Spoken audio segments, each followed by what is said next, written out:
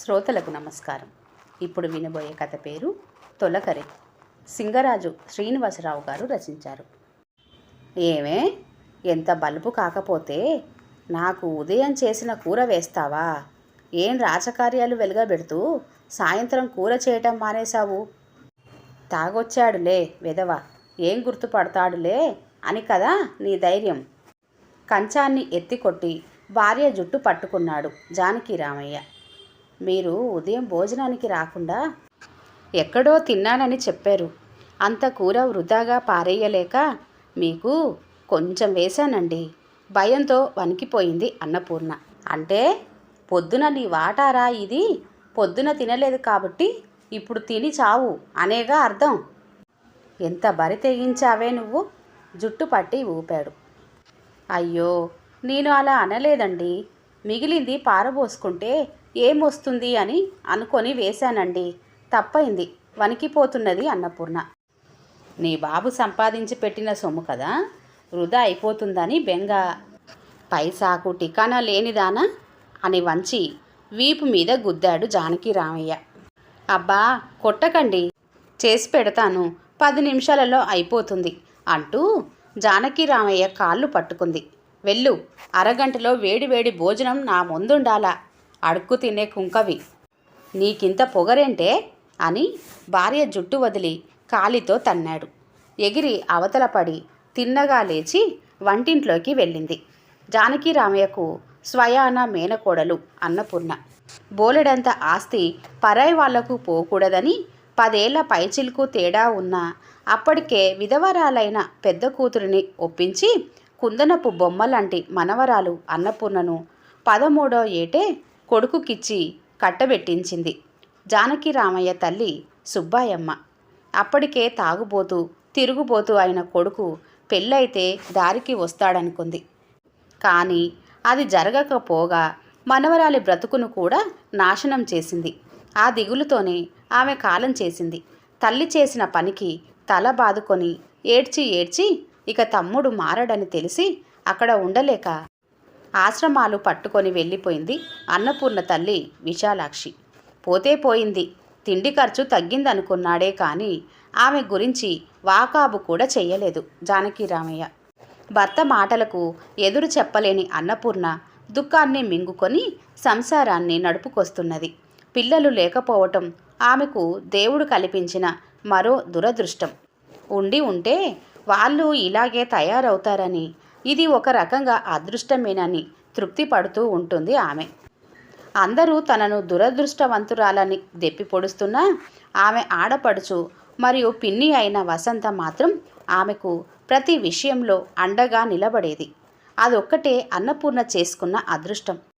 బహుశా ఆమె అంటే భయం వల్లనేమో కాబోలు అన్నపూర్ణను ఇంటి నుండి గెంటకుండా ఉండనిచ్చాడు జానకిరామయ్య. అరగంటలో వేడివేడిగా వడ్డించింది అన్నపూర్ణ. కాస్త మత్తు దిగిందేమో శుభ్రంగా తిని చెయ్యి కడుక్కొని లేచాడు. రాత్రి 10 అయింది. అంట్లు తోమడాలు, గ్యాసు కడగటం పెట్టుకోకుండా కాస్త గదికి త్వరగా గదిలోకి రా అంటూ గదిలోకి వెళ్ళిపోయాడు. పంకరంగా నవ్వుకుంది అన్నపూర్ణ. ఇది ఆమెకు కొత్త కాదు, గత 10 ఏళ్లుగా జరుగుతున్న తంతే.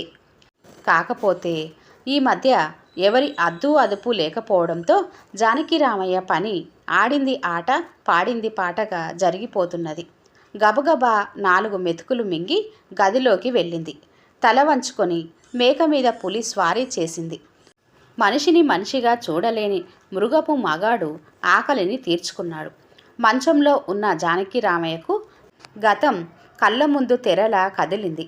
కాలికి మందు రాసి మర్దనా చేస్తున్న అన్నపూర్ణను చూస్తున్నాడు. అతని కళ్ళల్లో 2 కన్నీటి చుక్కలు మెరిశాయి. ఈ జన్మలో చేసిన పాపం వచ్చే జన్మలో అనుభవిస్తారని పెద్దలు చెప్పేవారు. అది ఒక తరం ముందు మాట. నరకంలోకి వచ్చే జనసంఖ్య పెరిగి యమధర్మరాజుకు శ్రమ ఎక్కువైపోయిందేమో. ఈ మధ్యకాలంలో ఎప్పటి పాపాన్ని అప్పుడే అనుభవించేలా చేస్తూ ప్రాయశ్చిత్తాన్ని ఈ జన్మలోనే పూర్తి చేసి పంపేలా చేస్తున్నాడు. బహుశా దాని పర్యవసానమే కాబోలు జానకిరామయ్యకు కాలు విరగటం జరిగింది. తాగిన మత్తులో బండి నడుపుతూ వేగంగా వచ్చి ఎదురుగా ఆగి ఉన్న ట్రాక్టర్ను గుద్ది పక్కకు పడ్డాడు. సరిగ్గా అదే సమయంలో వెనుక నుంచి వస్తున్న కారు జానకి రామయ్య కాలి మీదుగా వెళ్ళిపోయింది. మోకాలు దగ్గర ఎముకలు నుజ్జు నుజ్జు కావడంతో ఆ కాలు తీసివేయాల్సి వచ్చింది. అసలు ప్రాణమే పోవాల్సింది. అన్నపూర్ణ మాంగల్య బలమో ఇంకా తీరని చాకిరి రుణమో కానీ జానకి రామయ్య బ్రతికి బట్టకట్టి మంచాన పడ్డాడు. 45 ఏళ్లకే అవిటి బ్రతుకైంది అతనిది. 6 నెలలు మంచం దిగకూడదన్నారు. తరువాత చంక కింద కర్రతో శేష జీవితాన్ని గడపవచ్చని చెప్పారు వైద్యులు. పడిన రోజు నుండి పగలనక రాత్రనక భర్తను అట్టి పెట్టుకొని సేవలు చేస్తున్నది అన్నపూర్ణ. ఇప్పుడిప్పుడే భార్య అంటే ఏమిటో తెలుసుకుంటున్నాడు జానకి రామయ్య. బంధువులంతా చుట్టపు చూపుగా వచ్చిపోయారే కానీ పట్టుమని 10 రోజులు నిలబడ్డవారు లేరు. అతని చిన్నక్కయ్య వసంత మాత్రం ఆసుపత్రిలో ఉన్న 10 రోజులు అన్నపూర్ణకు చేదోడు వాదోడుగా ఉండి వెళ్ళింది. అది కూడా తమ్ముడి మీద ప్రేమతో కాదు, అన్నపూర్ణ మీద జాలితో. నొప్పి తగ్గిందా అడిగింది అన్నపూర్ణ. తగ్గింది పూర్ణ, ఇక చాలు. కాలు తీసేశారని బాధపడుతున్నారా? మరొక కాలు ఉందిగా. పోయిన కాలు బదులుగా నేను మీకు తోడు ఉండి నడిపిస్తాను, బాధపడకండి. నేనంటే నీకు కోపంగా లేదా పూర్ణ? ఎందుకు? నిన్ను ఎన్నో రకాలుగా బాధ పెట్టాను. తప్పతాగి ఒక పశువులాగా నీ పట్ల ప్రవర్తించాను. మంచాన పడితే గాని నీ విలువేమిటో నాకు తెలియలేదు. ఇప్పుడు అవన్నీ ఎందుకండి? అయిందేదో అయిపోయింది. గతాన్ని తలచి బాధపడకూడదు. మన చేతులలో ఏదీ ఉండదు. బుద్ధి కర్మానుసారిని, అంతే. మన తలరాత బాగాలేనప్పుడు అలాగే జరిగిపోతుంది. అనుభవించవలసిందే. అవన్నీ ఆలోచిస్తూ కూర్చొని మనసు పాడు చేసుకోకండి. భగవంతుడి దయ వల్ల మీరు క్షేమంగా ఉన్నారు. నాకదే చాలు. కొద్దిసేపు నిద్రపోండి అంటూ భర్తకు దుప్పటి కప్పి లోపలికి వెళ్ళింది అన్నపూర్ణ. ఆడవారికి భూదేవతంతా సహనం ఉంటుందని ఇన్నాళ్ళు ఎవరో చెబితే విన్నాడు. కానీ ఇప్పుడు ప్రత్యక్షంగా చూస్తున్నాడు. ఈ జ్ఞానోదయం దెబ్బ తగలక ముందే కలిగి ఉంటే జీవితం మరో రకంగా ఉండేది. అన్నీ సవ్యంగా ఉన్నన్ని రోజులు ఒళ్ళు కొవ్వెక్కి భార్యను నలుచుకు తిన్నాడు. ఇప్పుడు అవిటివాడై ఇంకొక రకంగా ఆమెను హింస పెడుతున్నాడు. తలుచుకుంటుంటే తన మీద తనకే అసహ్యం వేస్తున్నది. దీనికి తాగుడు ఒక కారణమైతే మేనకోడలనే చిన్నచూపు మరొక కారణం. జానకి రామయ్యకు తను భార్యకు ఎంత ద్రోహం చేశాడో క్రమక్రమంగా అర్థం కాసాగింది. ఆలోచనలతోనే నిద్రలోకి జారుకున్నాడు. ఏరా, ఎలా ఉంది? కాలిగాయం పూర్తిగా మానిందా? నీ కర్మ కాకపోతే ఏమిట్రా ఇది? ఆ పాడు తాగుడు లేకుంటే ఈ ప్రమాదం జరిగేదే కాదు. వచ్చిన ప్రతిసారి పాడే పాటే అందుకుంది చిన్నక్క వసంత. ఎందుకే అక్క, చచ్చిన పామును ఇంకా చంపుతావు? నొచ్చుకున్నాడు. నిన్ను చూస్తుంటే జాలి కలగటం లేదురా నాకు. నువ్వు పసిదాన్ని చేసి అన్నపూర్ణను రాచి రంపాన పెట్టిన రోజులే పదే పదే గుర్తుకు వస్తున్నాయి. అప్పుడలా ఇప్పుడిలా దానికి నరకాన్ని చూపిస్తున్నావు కదరా. ముక్కు చీదింది వసంత. పిన్ని, ఏమిటా మాటలు? అక్కవు, నువ్వలా అంటే ఆయన ఎంత బాధపడతారు? అలా అనవద్దు. తప్పులు చేయని వారమెవరము పిన్ని. నా రాత అలా రాసి ఉంటే దానికి ఆయనేం చేస్తాడు? అవన్నీ వదిలేయండి. రండి, ఇవాళ ఆయనకిష్టమైన సాంబారు చేస్తున్నాను. మీ చేతి సాంబారంటే ఆయనకు ప్రాణం. సమయానికి దేవుడు పంపినట్లు వచ్చారు. మీ చేతులతోనే చేద్దురుగాని అంటూ వసంతను లోపలికి తీసుకెళ్ళింది అన్నపూర్ణ. అక్క అన్న మాటలకు నొచ్చుకున్నాడే గాని కోపం రాలేదు జానకి రామయ్యకు. కారణం ఆమె మాటలలో తొంగి చూసిన నిజం. తప్పు తెలుసుకున్నా మనసు పడే పశ్చాత్తాపమే ఇప్పుడు పడుతున్నాడు. కానీ ఏం లాభం? సగం జీవితాన్ని చిందరవందర చేసుకున్నాడు. ఎంత కష్టం వచ్చి పడిందే తల్లి నీకు. సుఖం అనేదే లేదటే నీ బ్రతుకులో. అయినా అనుకొని ఏం లాభం? మీ అమ్మమ్మ కొడుకు మీద ప్రేమతో నిన్ను నరకంలోకి త్రోసింది. అక్క కూతురి బాధ చూడలేకపోతున్నది వసంత. ఒకరిది తప్పు అనటం మంచిది కాదు పిన్ని. ఎవరైనా పిల్లలను కనగలరు కానీ వారి అదృష్టాన్ని కనగలరా చెప్పు? భగవంతుడు నాకు మేలే చేశాడు పిన్ని. అవయవాన్ని దూరం చేసిన మనిషిని మిగిల్చాడు. అదే 10,000. తృప్తి పడింది అన్నపూర్ణ. ఏమే పూర్ణ, నిన్నంతగా బాధ పెట్టిన వాడికి ఇలా సేవ చెయ్యాలంటే నీకు మనసు ఎలా ఒప్పుతున్నది? వాడు నాకు తమ్ముడే కావచ్చు, కానీ వాడు నిన్ను పెట్టిన బాధలు తలుచుకుంటే భగవంతుడు వాడికి తగిన శాస్తి చేశాడనిపించినా ఇక్కడ నిన్ను అన్యాయమే చేశాడనిపిస్తున్నది. అలా అనకు పిన్ని. భర్త భార్యకు తొలి బిడ్డ లాంటివాడు. బిడ్డ తప్పు చేస్తే దండించాలనుకుంటాము, కానీ పోగొట్టుకోవాలనో దూరం చేసుకోవాలనో అనుకోము. మామయ్యకు భగవంతుడే శిక్ష వేశాడు. ఇంకా మనం తనను మాటలతో హింసించకూడదు. మంచంలో ఎల్లకాలము ఉండడుగా, సంవత్సరానికైనా లేస్తాడు. ఒంటి కాలితోనైనా తన పని తను చేసుకోగలుగుతాడు. ఇక సంపాదన అంటావా? ఎలాగూ సంవత్సరానికి 1,00,000 రూపాయలు కౌలు వస్తుంది.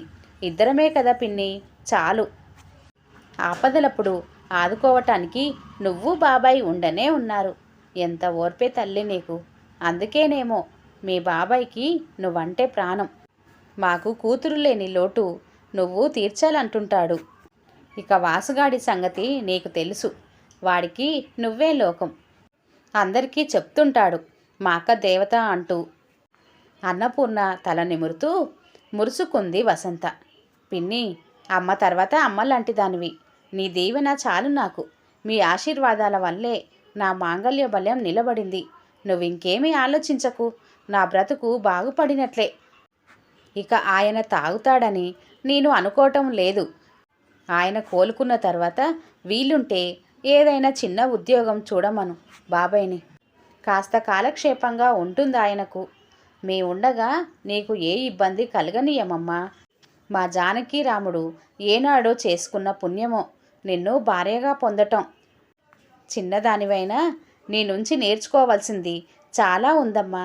నీ నమ్మకమే నీకు శ్రీరామ రక్ష. ఇదిగో సాంబారులో ఉప్పు కూడా వేశాను. కొద్దిసేపు తెరలనిచ్చి దించు. వస్తానమ్మా అంటూ అన్నపూర్ణ నుదుటి మీద ముద్దు పెట్టుకొని బయటకు నడిచింది వసంత. సరే పిన్ని అంటూ ఆమెను అనుసరించింది సాగనంపటానికి. వస్తాన్రా రాముడు, ఇకనైనా దాన్ని బాధ పెట్టకుండా చెప్పినట్లు విను. తమ్ముడి తల మీద చెయ్యి వేసి నిమురుతూ అన్నది వసంత. నేను మంచివాడిని కాదు కదక్కా. అతని చెంపల మీదుగా కన్నీరు ధారగా కారుతున్నది. తప్పులు అందరూ చేస్తారా, కానీ తెలుసుకొని దిద్దుకున్నవాడే మనిషి అనునయించింది వసంత. నేను తెలుసుకోలేదక్క. తన సహనంతో ప్రేమతో నన్ను లాలిస్తూ ఈ అవిటివాడికి సేవలు చేస్తూ నాలోని మనిషిని నిద్ర లేపిందక్క పూర్ణ. ఆడపిల్ల ఓర్పే కాపురానికి రక్ష అని చాటి చెప్పింది. ఏం చేసినా తన రుణం తీర్చుకోలేనక్క. అతని కన్నీరు ఆగటం లేదు. ఏమండి, అలా బాధపడకండి. మీది మంచి మనసు కనుక మనిషిగా మారారు. అది చాలండి నాకు. భార్య భర్త నుండి కోరేది ఆ ప్రేమను మాత్రమే. అందుకోసం ఎన్ని కష్టాలనైనా భరించగలదు. మీరు నేను వేరు కాదు. మీరు నిశ్చింతగా ఉండండి. మీకు నేనున్నాను. భర్త పాదాల వద్ద నిలబడి భరోసా ఇచ్చింది అన్నపూర్ణ.